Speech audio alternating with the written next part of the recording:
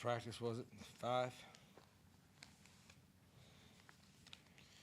No, look this up, make sure I know. Yeah. Practice number 5 in the books. Went inside again. Yeah, I thought we got some work done. Still got a long way to go. Just, the learning the schemes and the terminology and how we play and all that's going to be a little bit of a process. Plus, you're never in shape in spring ball. Conditioning really takes place in the summer and August camp. But so right now, we're not in obviously good enough shape to run our stuff the way we want. But they'll get there. So, Rich, in terms of what you guys do well, I mean, I know it's really early to figure that out, but you talk about tailoring your in tweaking things a little bit. Quarterback does this well, doesn't do that well. You got any feel of what this team can do and what it can't do? Not yet. I mean, that's part of our goal at the end of spring to find obviously what quarterbacks, what routes they like and what plays they run the best. And then it starts up front. What can we do well up front and all that. So that's going to be a work in progress. I probably won't know that till 2 weeks into summer camp, in August. So right now I have no idea. Offensive tweaks. When you were here last time, RPO wasn't really in vogue. How much have you embraced that since then? Yeah, I think our version of the RPO was probably going on about 10 years before I was even here the first time. We had different things tagged onto a run game, bubble screens and whatever, and so that was what people call RPO. That's a different kind of RPO, I guess. But that we were doing some of that stuff back then. Now it's kind of expanded to different routes, being part of the RPO stuff. More downfield routes. So we've evolved to doing some of that too. But our base of what we've done has always been kind of consistent. Following up on the practice discussions and how you practice your efficiency there, how close is your pace right now to, say, your last year at Jack State in terms of number of reps, and do you have a goal in mind? Well, the pace has gotten better. The guys have worked hard. I think the biggest drawback to our pace right now is more coach oriented. Even though a lot of the coaches have been together, all this whole group, coaches and managers and trainers and everybody else, have not worked together but for 5 practices. So, and we meet enough. We meet more than Congress. So you'd think we'd have all that, fix all of our problems, but it's. I'll have another long staff meeting today just talking about the efficiency of coaching and coaching, what I call coaching on the run, like, getting corrected and getting a situational, everything's a situation, down and distance and all that. And we're not doing a really good job staff-wise of managing that. We have a certain number of plays guys are going to run, a certain down and distance, and it's on a script. And, the plays may not be on the script because I go off the script, but the down and distance is on the script. And so to me, we're not efficient enough in practice. I don't think our coaches are still kind of adjusting a little bit to how I want to do it. At your best, your peak efficiency, how many plays per minute, how many snaps? Well, I tell you, when we run 5-minute periods like most people do, some people just do a block of time. I think most people maybe would try to get 6, 7, 8 plays in a 5-minute period. We're trying to get about, probably 15 or 16. It's a little bit different. Rich, a lot of your staff, as you said, are people you've worked with at some point in the past, but you do have a few new ones. When you went out looking for holes to fill with new guys, so what were you looking for? We're going to talk to Rod Westlet here in a little bit, so give us your thoughts on Rod. Good coaches could fit in anywhere, and they could fit with any scheme. I didn't really look for guys that was going to bring a certain scheme. Even though anybody we hired, I want to hear what they've done, because you might learn something or get something new. You want everybody that can evaluate and recruit, and recruiting / evaluation, especially the evaluation piece of it, is more important than ever, right? So we got to have guys that can really know how to evaluate and find good players for their position, can coach them, and then also kind of, that will add to the staff chemistry. I've always been blessed with really good staff chemistry. The assistant coaches and the rest of the staff, all do a good job.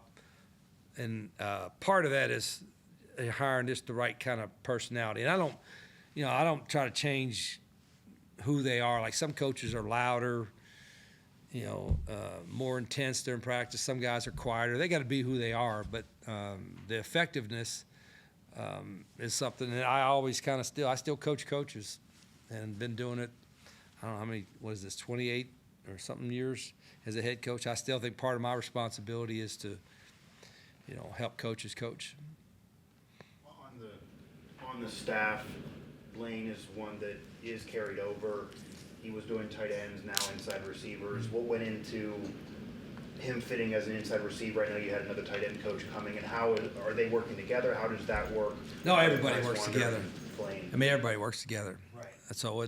But I wanted to bring Coach Nicewander. I think he's a really good young coach at tight ends, and he did tight ends and slots, so he could have done other. But I thought Blaine had probably had more experience with slots. He's done it, helped in the NFL doing that, and been a great fit. Blaine, I've known him his whole life, but he's a really good football coach, a good recruiter, and fit, which I thought he would fit seamlessly in with the other guys, and he has. Let's talk a little bit about cornerbacks. They've had trouble getting them in here, that could play. But the two that they did get in, Rasul Douglas and Beanie Bishop, were both transfers. Is that what you have to do with cornerbacks now, rather than try to develop them as freshmen? Yeah, it's really hard. That might be. I mean, everybody says quarterback's the hardest position to play as a freshman. It might be corner, and not from a mental standpoint as much as a physical standpoint. I mean, it's a hard position if you're not solid there, like 3 deep solid or 2 deep solid, with at least 3 that can go, you'll get exposed, and especially in our league. So, we attacked that in the portal, got a couple. We got some young guys I think okay, and we still, we talk about it every day. We still may be getting another half dozen or so in the next portal thing, if it doesn't work out. But I like where we progressed from just in these 5 practices. Coach West, Coach Alley, and the rest of the guys. I think our corners have we've challenged them, and they've done pretty well against something that's kind of hard to go against when you go against the tempo stuff. So, but again, we haven't done a full scale on scrimmage and challenged them much yet either. Fair to say that of all the positions out there, the cornerbacks, the rules probably work against them the most of any position? Yeah, more so about probably, and especially in the NFL. Hell, if you touch them at all there, they'll throw the flag after 5 yards. Here, they'll let you get around a little bit of grabbing and holding, and we're doing a little bit too much of that right now, I think. We need officials at practice because we're probably grabbing too much. And, if they make them, I always said this, if a wide receiver or an O-lineman makes a mistake, it's 2nd and 10 or 3rd or 10. That corner makes a mistake, it's 6 points. So there's a whole lot of different type of discipline that they have to be at. And we've blown some coverages. We've done a few things, but early in practice, which we expected. But we've got to put them under some pressure now. I'm talking about now in spring, so we'll know what we got in the fall. There's obvious benefits of having a much larger coaching staff than you've had in recent years, but how do you kind of manage all the voices, make sure you get input from everybody, but not, be meeting for 5 I yell hours? a lot. Coaches and everybody, they know it's not personal. And we meet. I mean, like I said, we meet way too much, but we'll go in there and we'll watch the film. Like typically you'd offense will watch film and defense will watch the film, but we'll watch this spring and probably even the beginning of camp, we'll watch a team all together.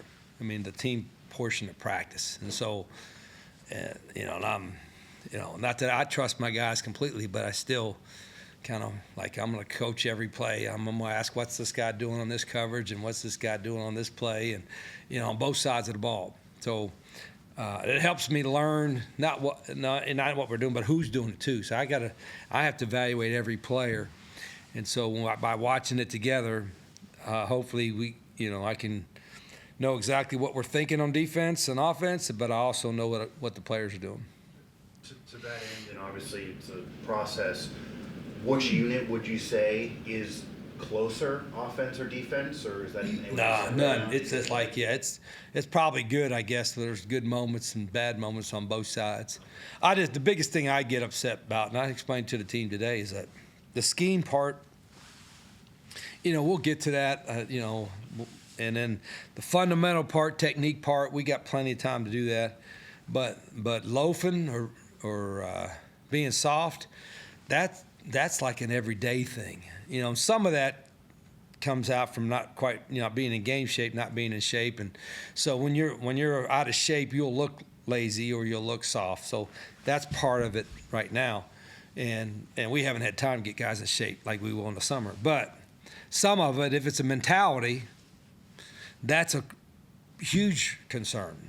That's a guy that, okay, they may not even realize it. Until you point it out, you don't even realize that you're being lazy, or you don't even realize that you're being soft. And so we have to point that out immediately and constantly and consistently. And I don't think we've been doing a good enough job with that coaching-wise. Because if I have to yell at them, then what are they doing? You know what I mean? And so our coaches have to be more. I mean, to me, I'm used to it. Like, I see it, I say it, whatever. And our guys are kind of like, I think they're just waiting back. Maybe they're waiting for me to yell. Maybe they like me yelling at them. I don't know. I'm getting tired of yelling already. It's only been 5 practices. Jeez.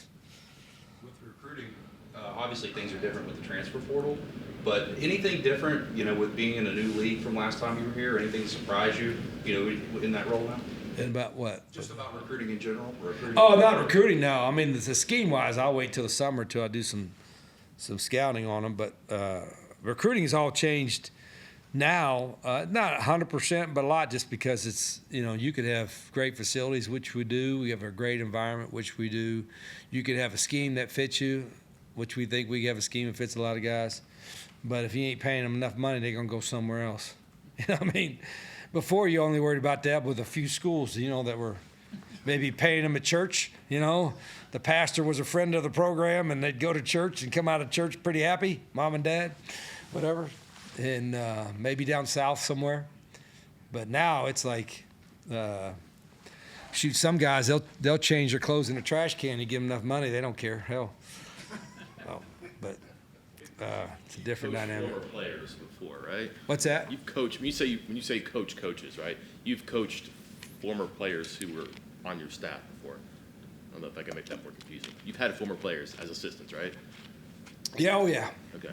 What is it like? Those guys are usually the ones that understand the tempo and the environment, I guess you would say, more than anyone's, because they live it. In fact, those are the ones that won every. I've been really blessed since I've been back, like having former players come back, a whole bunch of them. Almost every day, one or two of the guys come back, and they always embellish. First off, they always embellish the stories. It's never, they always make it seem like it was harder than it was, and they always want to be like, yeah, coach, you can't let them be soft. You can't, I remember when we did this and this and that, and I'm like, I probably yelled at you more than I yelled at them, but they do take great pride in having played in the system, what have you. But so hiring them or having coaches that have been around us, at least understand it. And I'm not going to say every coach wants their team to play hard. No coach wants their team to be soft. So it ain't like we're outliers in that regard. It's just, to what degree do you demand it? And right now we've got to demand it all the time. So with Pat and Noel, like, great players, and if they could do that, they'd make their pupils great too. Like, just do it like I did it when they were a player. It's not that easy, right? Like, how do you coach them? That's a good point. Yeah. It's not just because you were a great player don't make you a great coach. Some coaches think, the average players make really good coaches because they had to, do all the extra stuff to be able to have success. I don't know if that's true. I just think the personality itself. You'll get immediate respect if you've been a great player, of course. But you got to know what you're talking about. That's like I said earlier.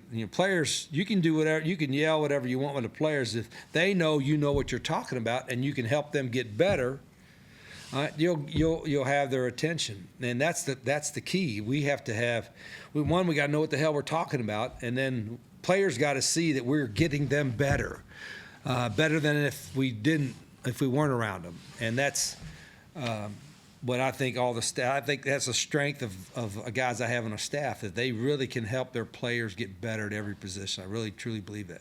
So how are you coaching Pat and Noel through this? Where Pat's not new, but Noel is, and Yeah, I mean they're fitting in great. I mean they're listening. And when I get it on them, I get on them. I'm like, they're learning how to coach. And Pat's got a little bit of experience coaching, and Noel's done some stuff too. But this is big boy college football, and it's a great opportunity and a great responsibility for them to prove themselves and climb the ladder. They got long careers out ahead of them, and they're going to be.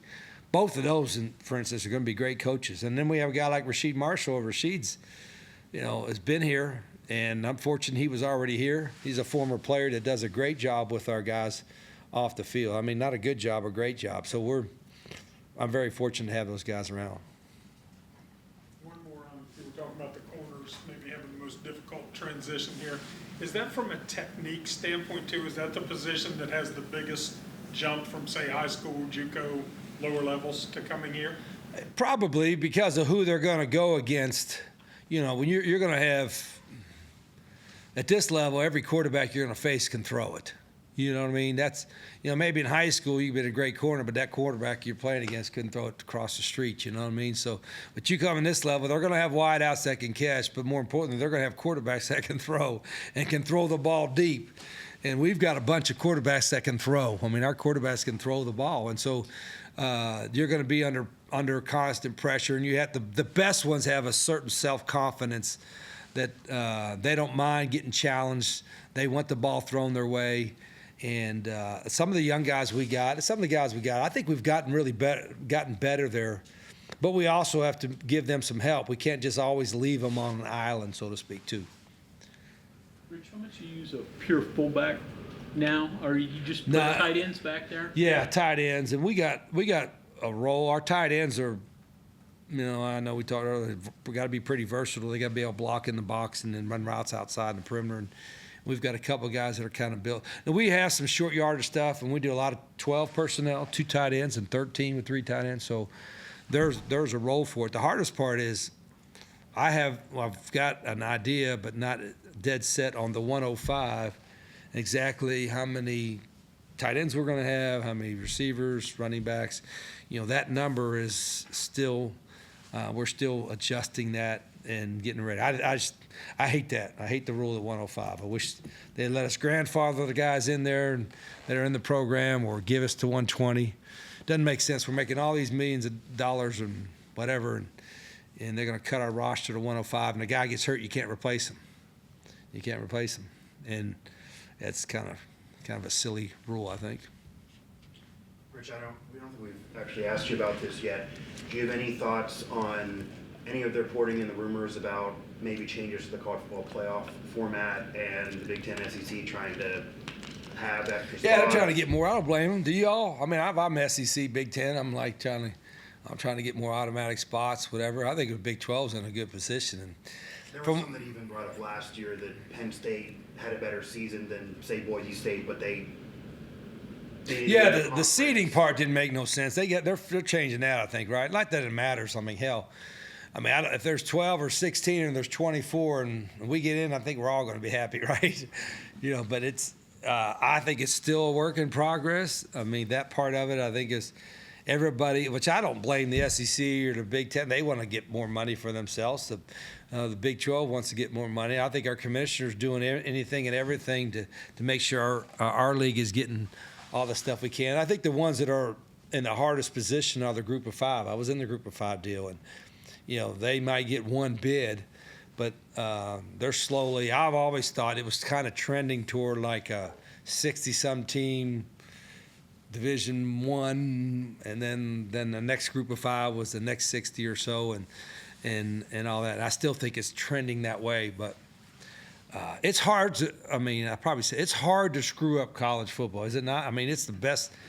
I mean, fanatical interest, TV, fan attendance, whatever. It's hard to screw up, but it seems like we've been doing what we can the last several years to screw it up. You hadn't screwed it up yet, but there's some problems being fixed. They don't ever ask us coaches about our opinion. They might ask, this is what we're going to do. What do you think? Well, okay. I'm glad for your opinion. Then we go do our own thing. They don't probably ask for y'all's opinion either, do they? Jeez.